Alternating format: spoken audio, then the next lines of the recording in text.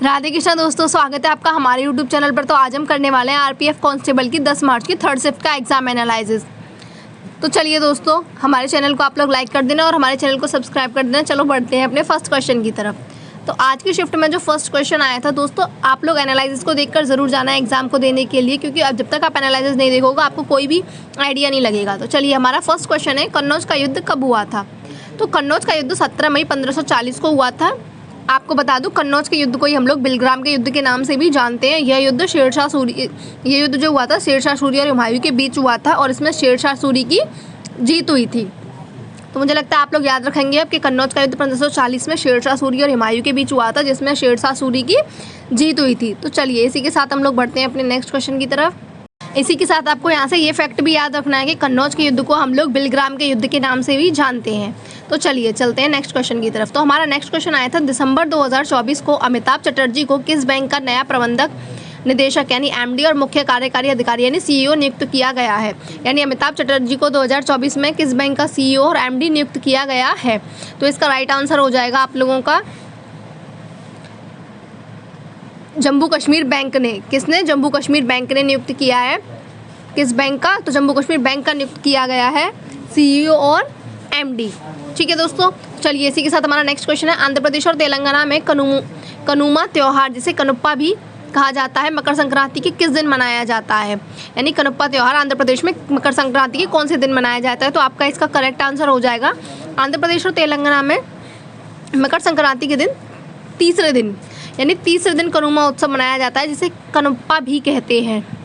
यह दिन मवेशियों की पूजा के लिए समर्पित है, जहां किसान अपने मवेशियों को सजाते हैं और कृषि में उनकी भूमिका को स्वीकार करने के लिए विशेष प्रार्थना करते हैं। तो यानी कनुप्पा त्यौहार जो है, कनुमा या कनुप्पा त्यौहार मकर संक्रांति के तीसरे दिन मनाया जाता है आंध्र प्रदेश और तेलंगाना में। चलिए तो अपने नेक्स्ट क्वेश्चन पे चलते हैं। हमारा नेक्स्ट क्वेश्चन है, शिक्षा का अधिकार किस अनुच्छेद में वर्णित है? दोस्तों मेरे पास शब्द नहीं है शायद आपको बताने के लिए कि ये क्वेश्चन इतनी हर शिफ्ट में रिपीट हो रहा है, हर शिफ्ट में रिपीट हो रहा है। आप लोग प्लीज इसे पढ़ के जाना। शिक्षा का अधिकार किस अनुच्छेद में वर्णित है? तो भारतीय संविधान के अनुच्छेद 21A में शिक्षा का अधिकार का जिक्र है। इस अनुच्छेद के तहत 6 से 14 वर्ष साल के बच्चों को मुफ्त और अनिवार्य शिक्षा का अधिकार है। तो अपने नेक्स्ट क्वेश्चन की तरफ पढ़ते हैं। हमारा नेक्स्ट क्वेश्चन है, सैयद वंश का अंतिम शासक कौन था? सैयद वंश का अंतिम शासक कौन था? तो अलाउद्दीन आलम शाह सैयद वंश के अंतिम शासक थे। वह मोहम्मद शाह का बेटा था।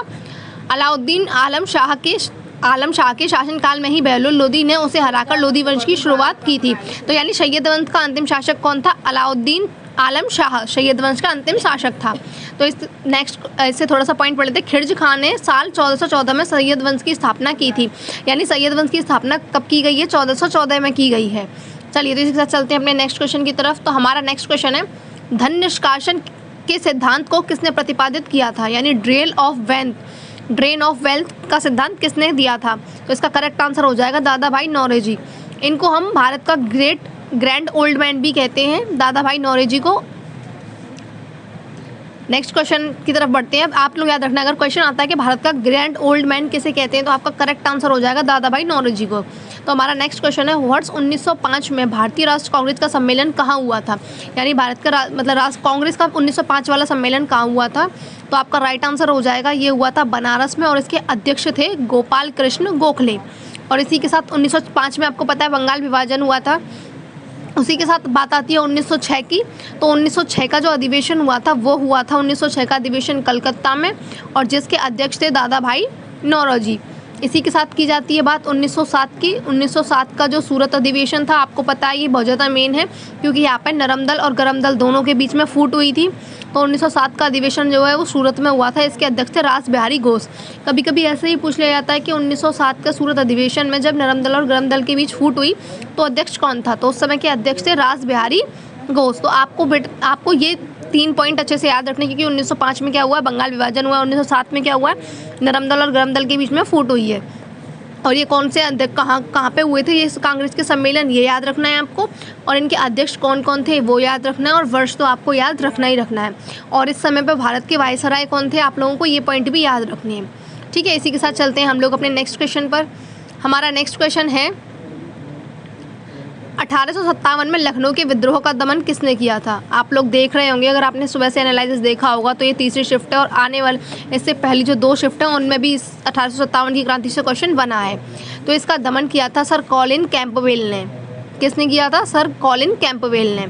इसी के साथ नेक्स्ट क्वेश्चन है बेगम हजरत महल ने, हाँ इसका स्टार पॉइंट है बेगम हजरत महल ने, यानी यहाँ से क्वेश्चन पूछा जा सकता है कि 1857 की क्रांति का लखनऊ से नेतृत्व किसने किया था? तो इसका करेक्ट आंसर हो जाएगा बेगम हजरत महल ने।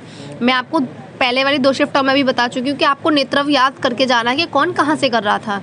नेक्स्ट क्वेश्चन है भारत के संविधान के किस अनुच्छेद के तहत राष्ट्रपति को सुप्रीम कोर्ट से परामर्श करने का अधिकार है? यानी राष्ट्रपति सुप्रीम कोर्ट से किस आर्टिकल के तहत सलाह ले सकता है? तो इसका करेक्ट आंसर हो जाएगा आर्टिकल 143 के तहत। थोड़े से मेन पॉइंट्स पढ़ लेते हैं। सर्वोच्च न्यायालय द्वारा दिया गया परामर्श राष्ट्रपति के लिए बाध्यकारी नहीं होता है। राष्ट्रपति परामर्श का पालन करे या ना करे, करने के लिए स्वतंत्र है। यानी राष्ट्रपति की मर्जी होगी तो वो उस परामर्श का पालन करेगा, नहीं होगी तो नहीं करेगा। कोई बाध्य नहीं है कि उसे करना ही करना है। और आर्टिकल 143 के तहत राष्ट्रपति सुप्रीम कोर्ट से सलाह लेता है। आपको ये आर्टिकल याद रखना है। इसी के साथ चलते हैं अपने नेक्स्ट क्वेश्चन पर। हमारा नेक्स्ट क्वेश्चन है नवीनतम जानकारी के अनुसार 2024 में जल प्रदूषण और रोकथाम अधिनियम संशोधनों को शुरू में कितने राज्यों ने लागू किया था? तो इसका राइट आंसर हो जाएगा नवीनतम जानकारी के अनुसार 2024 में जल प्रदूषण और रोकथाम अधिनियम संशोधन शुरू 2 राज्यों में लागू किया जाएगा, एक तो हिमाचल प्रदेश और राजस्थान। इसका करेक्ट आंसर हो जाएगा 2 राज्यों में, हिमाचल प्रदेश और